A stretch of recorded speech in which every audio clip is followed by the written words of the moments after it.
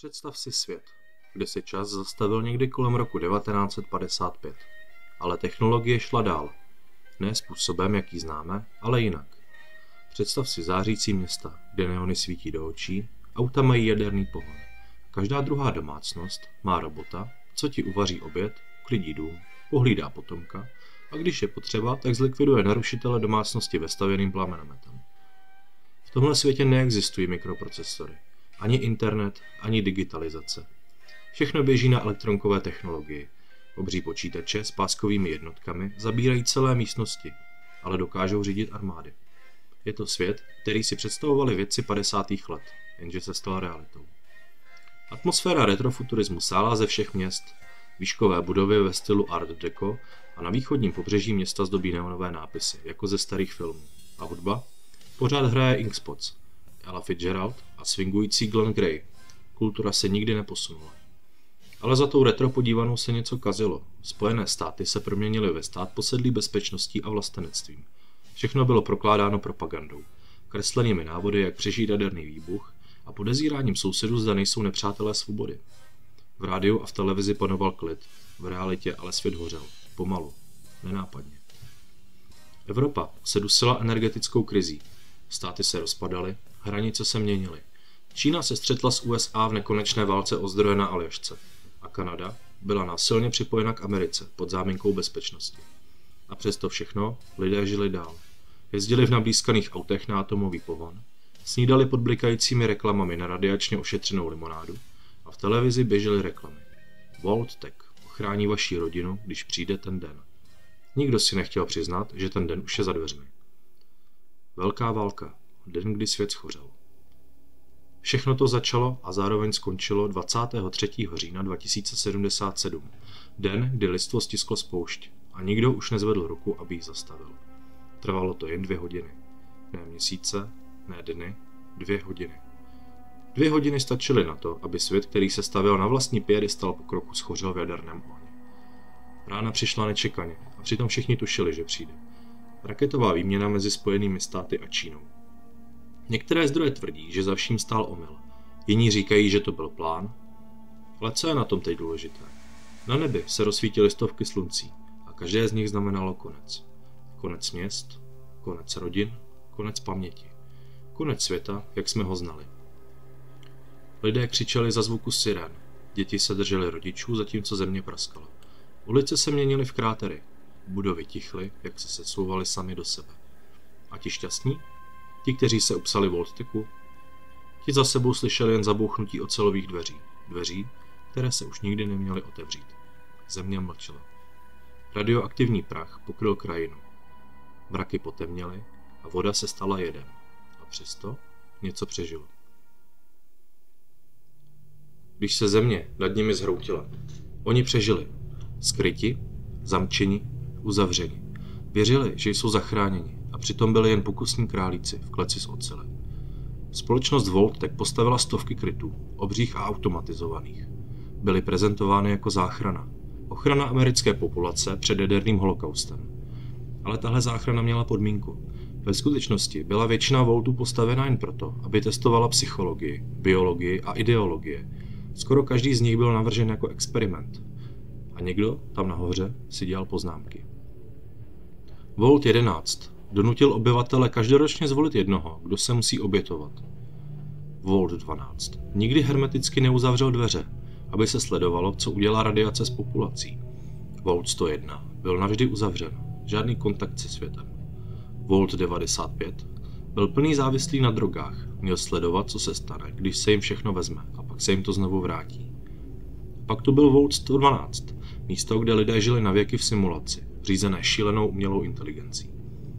Vaulty nebyly záchranou, byly laboratoří minulého světa a za jejich bezpečnými stěnami se lidstvo formoval pomalu, v tichu a bez výbuchu. Ale z některých Vaultů se vyšlo. Lidé se dostali na povrch a ti, co vylezli, zjistili, že svět venku už není svět. Byla to pustina. Když se otevřely dveře Vaultu, nevyšel hrdina, vyšel cizinec. Vyšel někdo, kdo už nikdy nebude patřit ani do světa podzemí, ani do světa, který ho pohřbil. Pustina tě nečeká s otevřenou náručí. Všude, kam se podíváš, jsou trosky. Zrezivělé billboardy, zčernalé kostry v opuštěných domech, široké pláně ticha, přerušované jen větrem, který si hraje se zbytky starého světa. Ale pustina je živá. Žije v gůlech, přeživších, jejich těla se rozpadlo, ale duše zůstala. Někteří z nich si pamatují válku, pamatují svět předtím a ne vždy to unesli. Žije v supermutantech, obřích tvorech, stvořených z lidí. Žije v karavanách, malých skupinách obchodníků, v lidech, co nesou z města do města vodu, šrot nebo zbytky medikamentů a jídlo. A pak jsou to nájezdníci, ti, kteří zapomněli, co znamená být člověkem, co znamená stavět, chránit a mít soucit. Každá oblast pustiny je jiná. Prach Kalifornie, bahno DC, poušť Mojave, rezavé ocelové mosty Bostonu, ale jedno mají společné. Svět se už nikdy nevrátí k tomu, co byl. Z pustiny ale rostou i první klíčky nového řádu. Lidé zakládají osady, staví kolem sebe ploty z plechu a šrotu, co najdou jako dědictví z dob před válkou. Zakládají aliance a frakce. A někde na obzoru se blíží někdo nový. Cizinec, vyvolený, osamělý poutník, kurýr, rodič a s ním přichází změna. Když voda přestane téct. 2161. Kalifornie.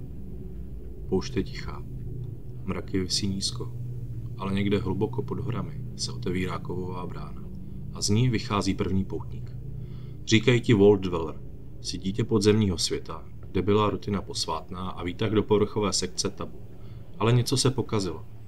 Filtrační čip na vodu, srdce Vaultu 13, se porouchalo. A bez vody tu nepřežije nikdo. A tak tě vysílají ven, do světa, o kterém si slyšel jen šeptem, do pustiny. Na tvé cestě potkáváš bratrstvo oceli, tajemný řád ozbrojenců v ocelových brněních posedlých technologií, obchodníky, karavany, zbytky starých ideálů překroucené novými pravidly a nakonec mistra, znetvořeného vůdce, který se pokouší přetvořit lidstvo k obrazu dokonalosti. Jeho plán? Přeměnit všechny lidi na supermutanty, spojit svět silou, ukončit válku, tím, že přestane existovat lidská slabost. Ale ty se rozhodneš jinak. Zastavíš ho. Ale tím to nekončí. Vrátíš se domů a zjistíš, že už nepatříš nikam. Tvůj Vault tě odmítá. Jsi kontaminovaný světem okolo. A tak odcházíš. Beze slova, do prachu, do zapomnění. Legenda právě začala. Dědictví přeživšího. 2241. Uplynulo 80 let. Poušť se změnila, ale bolest zůstala. A z tichu exila se rodí nový příběh. Jsi vyvolený. Potomek Vault Dwellera.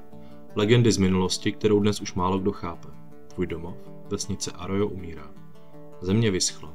Plodiny nerostou a lidé hladoví. Starší tě posílá na cestu. Tvým cílem je najít GEC, Garden of Eden Creation Kit. Zařízení, které má znovu oživit mrtvou zem. Pustina není vstřícnější než předtím. Je víc organizovaná. Na jihu povstala nová síla, Nová Kalifornská republika, nebo NCR. Věří v demokracii, v obchod, v železnici, zákony a sen o staré Americe. Ale stará Amerika nezmizela. Někde na západě se skrývá enkláva, zbytek předválečné vlády. Ti, co přežili na ropných plošinách obklopeni čistým DNA, bílými zuby a ideou, že oni jsou jediný praví Američané. A ty jsi mezi nimi. Putuješ ruinami měst, osad, čelíš mutantům, obchodníkům, otrokářům. Děláš volby, které změní svět i tebe. Nakonec se setkáš se samotnou enklávou.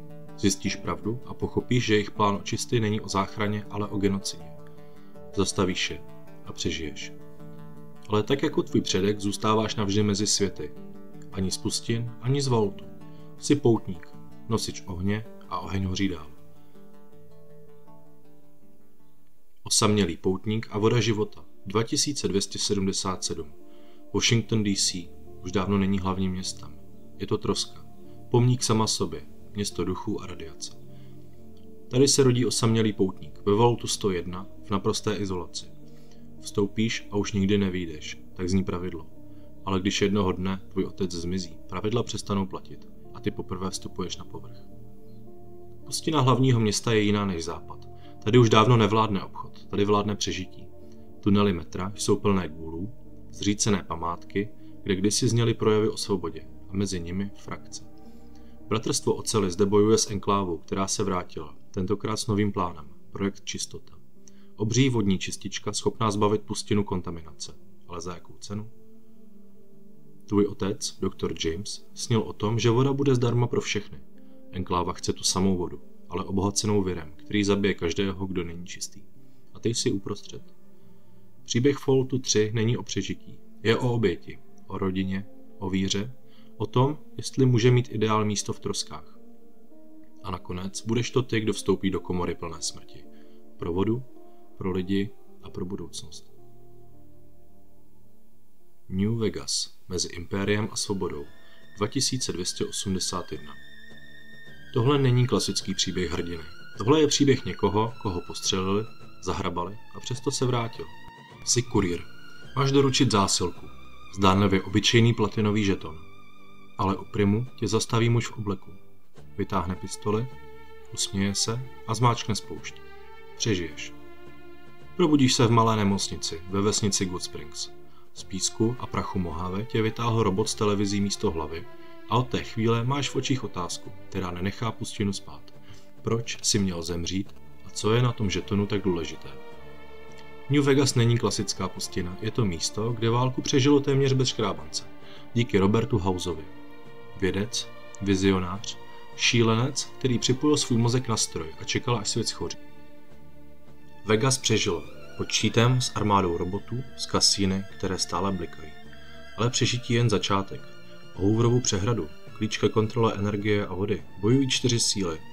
NCR, Cezarova legie, Mr. House a ty. Kurýr, který může všechno otočit. Vegas není o tom, kdo má pravdu, je o tom, kdo má sílu a kdo je ochotený použít. Jestli v předchozích příbězích šlo o přežití, tady jde o budoucnost. A je jen na tobě, jestli budeš sloužit nebo vládnout. Osoba zamrzlá v čase. 2077. Měl to být jen další den. Snídaně, slunce, úsměv dítěte, soused zdravící přes plot, pak sirény a pak výbuch. Rok 2077. V den, kdy dopadly bomby, si vběhl s rodinou do krytu. Místo čekání na nový svět přišel kryospánek. Když se probudíš, zjistíš, že tvou ženu zabili a tvého syna unesli. Všechno ostatní je vedlejší. O 210 let později vychází z Falloutu 111. Svět, který si znal, je dávno mrtvý. Města zmizela, lidé mluví jiným jazykem a ty jsi cizinec ve světě, který ti kdysi patřil. Ale jedno ti zůstalo. Tvůj cíl. Najít syna za každou cenu. Na cestě potkáváš Minutemany, dobrovolníky, kteří se snaží chránit osady. Bratrstvo oceli, silnější než kdy dřív, tentokrát si myslí zničit vše syntetické. Railroad, tajný odpor, který pomáhá syntům najít svobodu. Institut, legendární neviditelnou organizaci, která tvoří lidi, umělé lidi. A pak zjistíš pravdu. Tvé dítě už není dítětem, je dospělý, je vůdcem institutu. Fallout 4 není o výběru mezi dobrem a zlem, je o výběru mezi pokrokem a lidskostí. Mezi pravdou a lojalitou, mezi tím, co bylo a tím, co může být. Ať zvolíš jakoukoliv cestu, někoho zklameš a něco ztratíš. Ale svět půjde dál. Pustina přežije. Válka. Válka se nikdy nemění. Všichni, které jsme potkali, bratrstvo, enkláva, kurýr, vyvolený, poutník, rodič, všichni žili v troskách. A přesto se snažili něco postavit. Možná z kamení, možná z kostí, ale vždycky z vůle. Fallout není jen příběh o jaderné válce. Je to příběh o volbě. Volbě odpustit nebo se pomstít. Volbě zničit anebo chránit. A někdy jen o volbě přežít.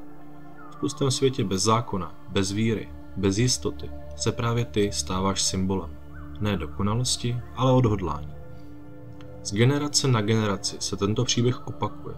Vault se otevře, přijde někdo nový a rozhodne, jaký bude zítřek. Ať už je to voda, nebo elektrárna, Vegas nebo Boston, jde o jediné. Kdo jsi ty, když se svět přestane dívat? Válka. Válka se nikdy nemění. Ale lidé možná ano.